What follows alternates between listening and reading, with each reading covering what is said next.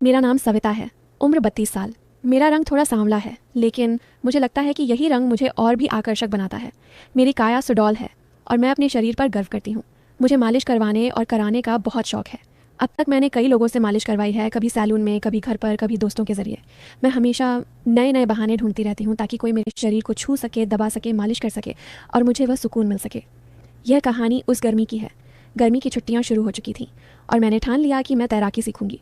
मेरे घर से ज़्यादा दूर नहीं एक बड़ा स्टेडियम है। वहाँ क्रिकेट, बैडमिंटन जैसे कई खेल होते हैं और वहीं एक बड़ा स्विमिंग पूल भी है। मुझे पता था कि वहाँ तैराकी की क्लासेस भी चलती हैं।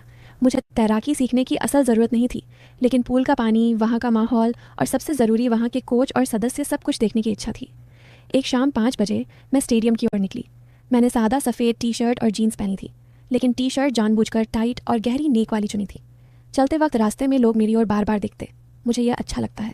मुझे पता है कि मेरा शरीर कितना आकर्षक है और मैं इसे दिखाने में कभी संकोच नहीं करती। स्टेडियम पहुंचते ही अंदर शांति थी। पूल के पास एक ऑफिस था। मैं वहां गई। अंदर एक आदमी बैठे थे, उम्र लगभग 50 साल, लेकिन शरीर मजबूत, चेहरे पर मुस्कान। उन्होंने मुझे देखते ही उठकर स्वागत किया। नमस्ते, क्या मदद करूं? उन्होंने पूछा। मैंने कहा कि मैं तैराकी क्लास ज्वाइन करना चाहती हूँ। बातों बातों में पता चला कि वही मुख्य कोच हैं, नाम रामेश्वर, लेकिन सब उन्हें रामेश्वर सर कहते हैं। दूसरा कोच है सुरेश, असिस्टेंट कोच। फीस के बारे में बात हुई। फीस बहुत कम थी, महीने के सिर्फ 800 रुपये। मैं तुरंत तैयार हो गई। मैंने पूछा, सर क्लास किस समय होती है? उन्होंने कहा, शाम को 5 बजे लेडीज़ बैच है, सुबह मिक्स्ड बैच होता है। मैंने फिर पूछा, वर्तमान लेडीज़ बैच में कितनी महिलाएं आती हैं? वे मुस्कुराए और बोले, अभी सिर्फ 2 महिलाएं आती हैं, लेकिन वे रेगुलर नहीं हैं, कभी आती हैं कभी नहीं। यह सुनकर मुझे ही मन खुशी हुई। कम लोग मतलब ज़्यादा ध्यान, ज़्यादा मदद और ज़्यादा सुकून। मैंने तुरंत फीस भरी और घर लौट आई। लौटते वक्त रास्ते में एक स्पोर्ट्स शॉप दिखा।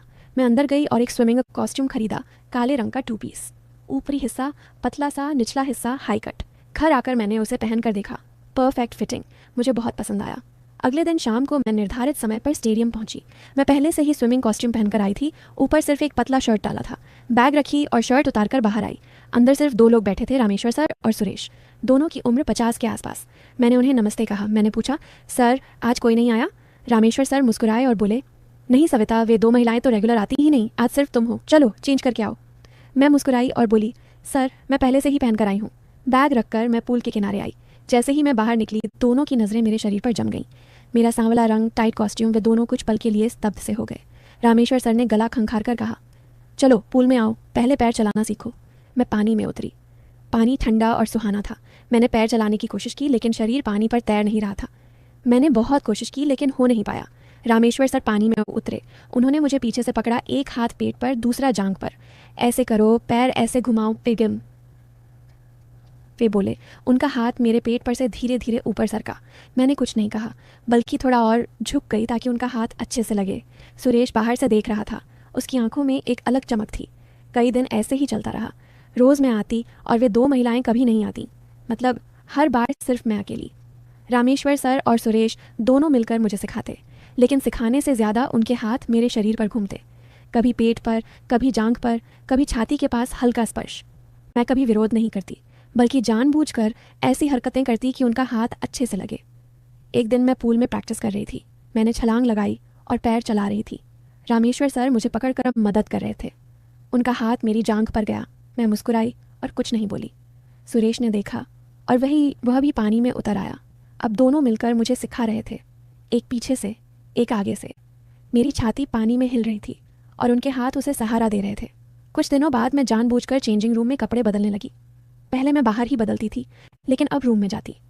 दरवाज़ा थोड़ा खुला छोड़ती, धीरे धीरे कॉस्ट्यूम उतारती, छाती को बाहर निकालती, हाथ से सहलाती। मुझे पता था कि वे दोनों बाहर से देख रहे हैं।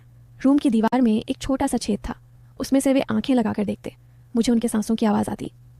एक दिन मैं बाथरूम गई, तब मैंने देखा कि वे दोनों चेंजिंग रूम की ओर आंखें गड़ाए खड़े हैं। मैं मुस्कुराई और चुपचाप वापस आ गई। उन्हें पता नहीं चला कि मैंने उन्हें देख लिया है। उसके बाद मैं रोज़ उस रूम में बदलने लगी, कभी बिना अंदरूनी कपड़ों के, कभी हल्के कपड़ों में, कभी पूरी तरह खुलकर। एक दिन क्लास खत्म होने के बाद मैंने कहा कि मुझे थोड़ी चोट लगी है। रामेश्वर सर बोले, चलो ऑफिस में आओ, मैं तेल लगाकर मालिश कर दूंगा। मेरे मन में खुशी हुई। ऑफिस में गई। उन्होंने मुझे टेबल पर लेटने को कहा। तेल निकाला और मेरी पीठ पर लगाने लगे, धीरे धीरे, हाथ नीचे सर के जांघों पर। फिर उन्होंने मुझे पलट दिया। अब मेरी छाती सामने थी। उन्होंने तेल लगाया और ज़ोर से दबाने लगे। मैंने नाटक किया, सर आप ये क्या कर रहे हैं, ये ठीक नहीं है। लेकिन मैंने शरीर आगे कर दिया। वे मुस्कुराए और बोले, ये तो मालिश है, आराम मिलेगा। फिर सुरेश भी अंदर आ गया। अब दोनों मिलकर मालिश करने लगे। मैंने उन्हें रोकने की कोशिश की, उन्हें समझाया कि ऐसा नहीं करना चाहिए, लेकिन अंदर से मुझे सुकून मिल रहा था। फिर भी मैंने सभ्य रहने का दिखावा किया और उन्हें रोका। मुझे उनका इरादा पहले से पता था, लेकिन अपना इरादा मैं उन्हें समझने नहीं देना चाहती थी। ऐसा महीनों चलता रहा। अब मुझे पैर चलाना अच्छे से आने लगा था। रामेश्वर सर के हाथों से पकड़े रहने पर मेरा शरीर पानी पर तैरने लगा। उनका एक हाथ मेरे पेट पर था, दूसरा जांघ पर। उनके गर्म हाथ मेरी सांवली त्वचा को छू रहे थे और मुझे एक अलग तरह की सिहरन हो रही थी। सुरेश बाहर से देख रहा था, उसकी आंखों में लालच दिख रहा था। रामेश्वर सर बोले, सविता ऐसे ही करो, रोज़ ऐसी प्रैक्टिस की तो जल्दी सीख जाओगी। मैं मुस्कुराई और हामी भरी। मन में सोचा, यह प्रैक्टिस मुझे कहाँ ले जाएगी। उस दिन से रोज़ शाम 5 बजे मैं स्टेडियम आने लगी। वे 2 महिलाएं कभी रेगुलर नहीं आईं, कभी एक आती कभी दूसरी, लेकिन ज़्यादातर समय मैं अकेली ही होती। रामेश्वर सर और सुरेश दोनों मिलकर मुझे सिखाते, लेकिन सिखाने से ज़्यादा उनके हाथ मेरे शरीर पर घूमते। कभी पैर चलाते वक्त जांघ से ऊपर हाथ सरक जाता, कभी पेट से छाती के नीचे रुक जाता। मैं कभी विरोध नहीं करती, बल्कि जानबूझकर ऐसी हरकतें करती कि उनका हाथ अच्छे से लगे। मेरी छाती स्विमिंग कॉस्ट्यूम में हिलती और वे दोनों टकटकी बांध कर देखते। कई दिन ऐसे ही बीते। मैं रोज़ नया नया स्विमिंग कॉस्ट्यूम पहनकर आती, कभी लाल कभी नीला कभी पीला, सब टाइट और आकर्षक। पीछे का हिस्सा खुला, ऊपरी हिस्सा सिर्फ छाती ढकने जितना। मैं पानी में उतरती तो वे दोनों भी पानी में आ जाते, एक पीछे से एक आगे से। ऐसे करो, हाथ ऐसे मारो, कहते हुए मेरी कमर कूल हो और कभी दोनों पैरों के बीच हाथ लगाते। मैं मुस्कुराकर उन्हें प्रोत्साहित करती। उनकी हिम्मत बढ़ी। अब वे खुलकर मेरी छाती को छूते दबाते, मैं सिर्फ मुस्कुराती। एक दिन मैं पूल में प्रैक्टिस कर रही थी, फ्री स्टाइल करने की कोशिश कर रही थी। अचानक मुझे बाथरूम की ज़रूरत महसूस हुई। मैं पानी से बाहर आई और इधर उधर देखा। रामेश्वर सर और सुरेश कहीं नहीं दिखे। मैं लेडीज़ चेंजिंग रूम की ओर गई। दरवाज़ा थोड़ा खुला था। मैं अंदर गई और देखा तो वे दोनों दीवार से कान लगाए या छेद से आंखें गड़ाए अंदर झांक रहे थे। अंदर वे 2 महिलाएं कपड़े बदल रही थीं। मैं चुपचाप पीछे हटी, अपना काम निपटाया और बाहर आ गई। उन्हें पता नहीं चला कि मैंने उन्हें देख लिया है। थोड़ी देर बाद वे 2 महिलाएं बाहर आईं। उनके पीछे रामेश्वर सर और सुरेश मुस्कुराते हुए आए। उनके चेहरे पर संतोष था। मैं मन ही मन मुस्कुराई। मेरे दिमाग में एक विचार आया, अगर मैं भी रोज़ इसी रूम में कपड़े बदलूं तो उन्हें मेरा पूरा शरीर देखने को मिलेगा ना। यह सोचते ही मेरे शरीर में एक अलग उत्तेजना दौड़ गई। उस दिन से मैं चेंजिंग रूम में जाकर कपड़े बदलने लगी। जानबूझकर दरवाज़ा पूरी तरह बंद नहीं करती, थोड़ा खुला छोड़ती। अंदर जाकर धीरे धीरे कॉस्ट्यूम उतारती, छाती बाहर निकालती, हाथ से सहलाती, घुमाती, फिर निचला हिस्सा उतारती। मुझे पता था कि वे दोनों छेद से या खुले दरवाजे से देख रहे हैं। उनके सांसों की आवाज़ आती। कभी कभी मैं जानबूझकर आईने के सामने खड़ी हो जाती और खुद को देखने का नाटक करती, लेकिन असल में उन्हें प्रदर्शन देती। कई दिन ऐसे ही चले। मैं रोज़ कुछ नया करती, कभी बिना अंदरूनी कपड़ों के, कभी हल्के कपड़ों में, कभी पूरी तरह खुलकर घूमती। वे दोनों दिन ब दिन ज़्यादा उत्साहित होते जाते। उनके स्पर्श में ज़्यादा जोर आने लगा। पूल में वे अब खुलकर मेरी छाती दबाते, जांघों पर थपथपाते। मैं सिर्फ मुस्कुराती और कहती, सर ऐसा मत करो, लेकिन शरीर आगे कर देती। एक दिन वे 2 महिलाएं नहीं आईं। मैं अकेली थी। मैं पूल में प्रैक्टिस कर रही थी। मैंने छलांग लगाई और पानी में गई। अचानक मेरे पैर में तेज़ दर्द हुआ, क्रैम्प आ गया। मैं चीखी। रामेश्वर सर तुरंत पानी में कूद पड़े। उन्होंने मुझे गोद में उठाया और बाहर निकाला। क्या हुआ सविता? उन्होंने चिंता से पूछा। मैंने पैर दिखाया। सुरेश ने भी मदद की और मुझे ऑफिस रूम में ले गए। मुझे सोफे पर लिटाया। रामेश्वर सर बोले, चिंता मत करो, मैं तेल लगाकर मालिश कर दूंगा, तुरंत आराम मिलेगा। उन्होंने सुरेश से कहा। वह मास अलमारी से तेल की बोतल लाओ। सुरेश ने बोतल लाई। रामेश्वर सर ने मेरे पैर पर तेल लगाया और मालिश शुरू की। धीरे धीरे हाथ ऊपर सरका, जांघों पर, फिर और ऊपर। मैंने आंखें बंद कर लीं। फिर उन्होंने मेरी कॉस्ट्यूम ऊपर की और छाती को छुआ, जोर से दबाया। मैंने नाटक किया, सर आप ये क्या कर रहे हैं? वे मुस्कुराए और बोले, वही जो करना चाहिए, तुम शांत रहो, आराम मिलेगा। मैंने फिर कहा, सर ऐसा नहीं करना। लेकिन मेरा स्वर कमज़ोर था। मुझे पता था कि आज उनका पूरा कार्यक्रम शुरू होने वाला है। मुझे बहुत मज़ा आ रहा था। मैं ऊपर से विरोध दिखाती, लेकिन शरीर आगे करती। उस दिन से सब कुछ बदल गया। मैं स्टेडियम आने के लिए बेताब रहने लगी। रोज़ शाम मैं तैयार होकर निकलती। नया कॉस्ट्यूम, कभी बिकिनी स्टाइल, कभी वन पीस, लेकिन इतना टाइट कि शरीर की हर आकृति उभर आए। घर पर आईने के सामने खड़ी होकर खुद को निहारती और सोचती, आज कौन सा नया अनुभव होगा। अगले दिन मैं पहुंची तो पूल एकदम खाली, सिर्फ रामेश्वर सर और सुरेश। मैं मुस्कुराते हुए अंदर गई। सर आज तो वे महिलाएं आएंगी ना? मैंने चिढ़ाते हुए पूछा। रामेश्वर सर ने हंसे। वे कभी आती ही नहीं, अब सिर्फ तुम ही हमारी शिष्या हो। मैं मन में हंसी, शिष्या या रानी। मैं चेंजिंग रूम में गई। जानबूझकर दरवाज़ा आधा खुला छोड़ा। धीरे धीरे कॉस्ट्यूम पहना, आज लाल रंग का, पीछे सिर्फ 2 डोरियों से बंधा। छाती का हिस्सा इतना गहरा कि सब कुछ लगभग दिख रहा था। मैं आईने के सामने खड़ी हुई, शरीर हिलाया, सहलाया। मुझे पता था कि वे दोनों छेद से देख रहे हैं। उनकी सांसें तेज थीं। बाहर आते ही रामेश्वर सर बोले, सविता, आज स्पेशल प्रैक्टिस करेंगे डाइविंग? मैंने हामी भरी। मैं हाई डाइविंग बोर्ड पर चढ़ी। छलांग लगाने से पहले जानबूझकर झुककर उन्हें दिखाया। वे दोनों नीचे खड़े होकर ऊपर देख रहे थे। मैंने छलांग लगाई। पानी से बाहर आते ही वे दोनों पानी में उतर आए। चलो आज अंडर वाटर ब्रीदिंग सिखाते हैं, रामेश्वर सर बोले। पानी में उन्होंने मुझे बाहों में लिया और गहराई में ले गए। पानी के नीचे उनके हाथ मेरी छाती पर थे। मैंने आंखें बंद कर लीं। पानी के नीचे ही उन्होंने मेरी कॉस्ट्यूम की डोरियां खोल दीं। मेरी छाती पानी में तैरने लगी। वे दोनों मिलकर उसे सहलाने लगे। मैं पानी के नीचे ही आनंद में थी। बाहर आकर मैं हंसते हुए बोली, सर आप क्या सिखा रहे हैं? वे हंसे।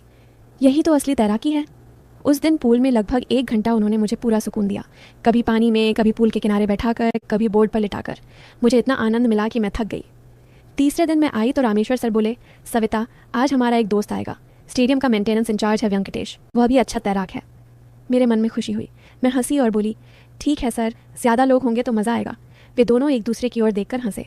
व्यंकटेश आया, उम्र 52 से 53, शरीर मजबूत, आंखों में भूख। मैंने उसे देखते ही समझ लिया कि वह भी वैसा ही है। मैंने जानबूझकर उसके सामने झुककर अपना आकर्षण दिखाया। क्लास शुरू हुई। अब 3 लोग मिलकर मुझे सिखा रहे थे।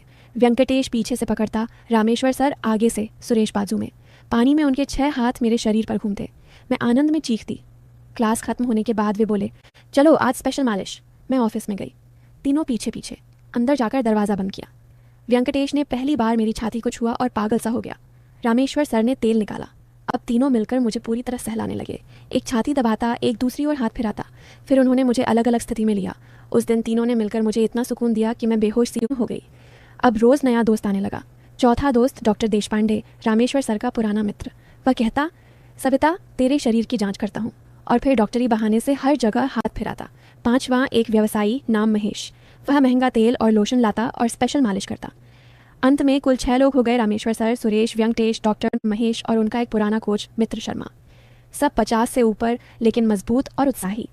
अब क्लास सिर्फ बहाना थी। मैं आते ही पूल बंद कर देते। फिर पूल में, ऑफिस में, चेंजिंग रूम में। कभी रात को स्टेडियम बंद होने के बाद लाइट बंद करके अलग अलग जगहों पर सब मिलकर मुझे सुकून देते। कभी वे मुझे पानी में तैराकर रखते और सब मिलकर सहलाते। कभी ऑफिस में टेबल पर लिटाकर, कभी चेंजिंग रूम में आईने के सामने खड़ा करके आगे पीछे से। मैं उन्हें नए नए विचार देती। आज तेल से पूरी मालिश करें, आज अलग अलग खेल खेलें, आज मैं शिष्या, आप गुरु। मैं रोज़ सुबह उठकर सोचती, आज कौन सा नया आनंद मिलेगा। मैंने उन्हें कहा, आप सब मेरे मालिक हैं, मैं आपकी सेवा में हूँ। रोज़ मुझे सुकून दो। वे मुझे रानी कहते और पूरी सेवा करते। ऐसे 6 महीने बीते। मैं पूरी तरह संतुष्ट और खुश हो गई। मेरा शरीर रोज़ मालिश और स्पर्श पाता। मैंने उन्हें कहा, आप सबकी वजह से मैं इतनी खुश हूँ और आज भी वह सिलसिला जारी है, कभी ख़त्म नहीं होगा।